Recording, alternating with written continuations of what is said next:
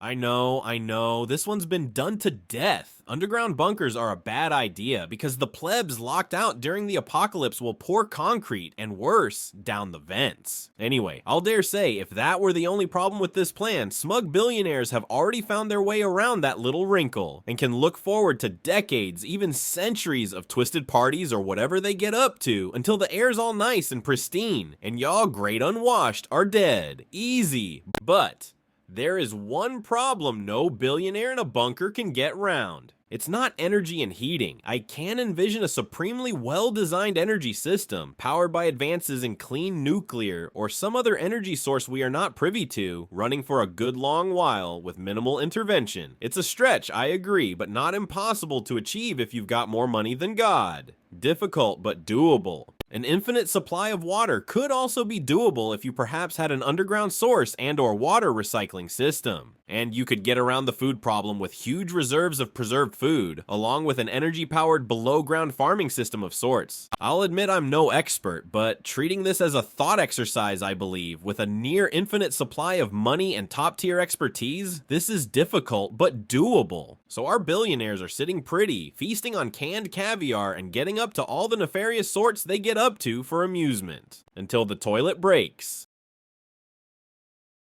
And that, ladies and gentlemen, is the thesis of my argument. Plumbing. Plumbing is the underground bunker's Achilles heel. Plumbing will bring them down, or rather, scrambling up and out of their holes. But, what about everything you said about extreme engineering and all that? Can that not also be applied to plumbing? No, it cannot. And there's just something about plumbing. There's just something about the pipes, valves, vents, and all systems involved with daily disposal of human waste that need someone who knows what they are doing close to hand. Remember, these chaps are below ground. They cannot just nip up and out to the bushes whenever they need to. Their own greed and anti-human machinations have made sure that's just not safe. The underground plumbing system just needs to work all the time.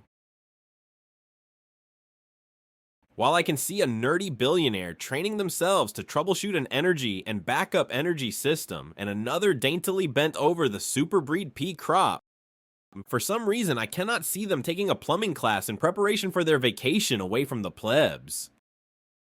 They are going to take the person to unblock the toilets down there with them. And this is where it all starts to fall apart.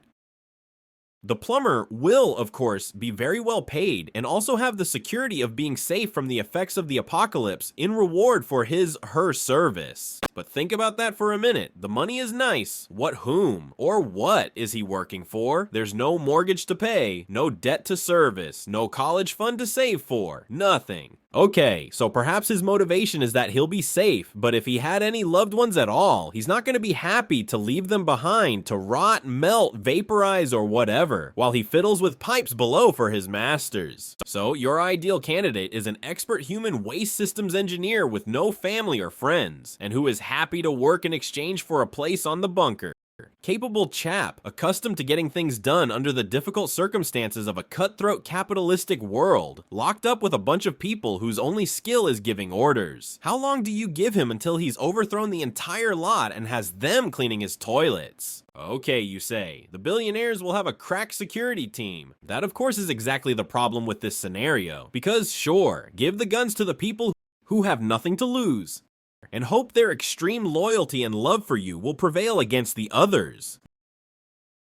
Indeed, underground bunker architects say that the one common question they get from their clients is how they'd protect themselves against their staff. And yes, this lot are indeed thinking of having staff during an apocalypse. Anyway, back to my argument. This problem is, of course, compounded if we go with a second scenario where the plumber has family. He'll want to bring them with him. This only makes things more precarious for the billionaires who are now starting to get outnumbered by the staff, who, you will recall, are free of the obligations that keep people in a regular world in check. Grinding away at jobs they dislike, under terms they hate, and obedient to an overclass they resent. Basically, if I have no bills to pay and no one will shoot me if I disobey, remind me why you get to order me around? Which leads to the obvious solution for our underground bunker citizens, that once everyone is locked up below and bracing themselves for decades or longer together, some kind of more equitable social contract will need to be agreed upon. The servant master class system will not survive without the brutal systems that enable it. It really won't. They'll kill each other well before their first Christmas there. Which begs the question, why not just build that society above ground in the world now? So, do you think broken toilets will ruin the billionaires in their bunkers? Or do you think something else is more likely? Let me know in the comments below.